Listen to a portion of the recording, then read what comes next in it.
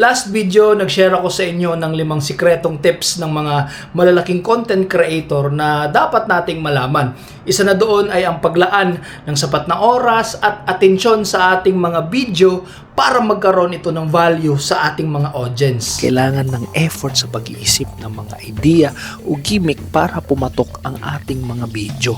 At pag yun ay nagawa mo, magkakaroon ng value ang ating mga gawa sa audience. Habang ginagawa ko yung video, akala ko mali yung iniisip ko. Kasi simulan sa pool, nung nagsisimula akong maging isang vlogger or content creator, yun na talaga yung mindset ko na kahit hindi man ako kagalingan, at least binigay ko yung best ko doon, and siguro sooner or later magkakaroon ng value ito sa ating mga audience.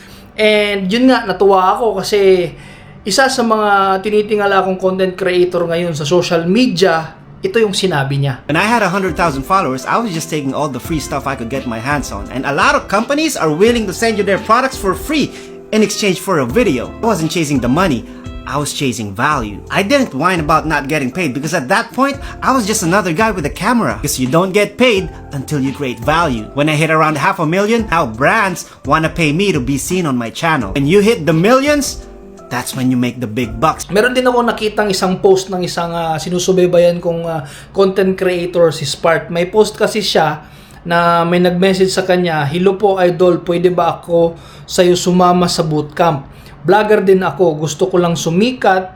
8 years na akong vlogger, hindi pa rin ako sikat." Ang reply naman ni Spark, "Albert, konting kathang isip. Hindi ko ginagawa ito para sumikat."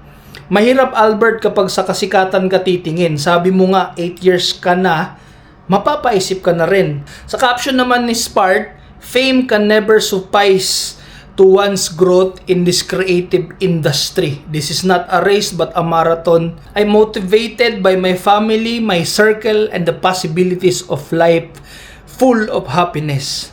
Klarong-klaro, malalaking content creator na ang nagsabi. Basta laging tandaan, stay motivated and create with value.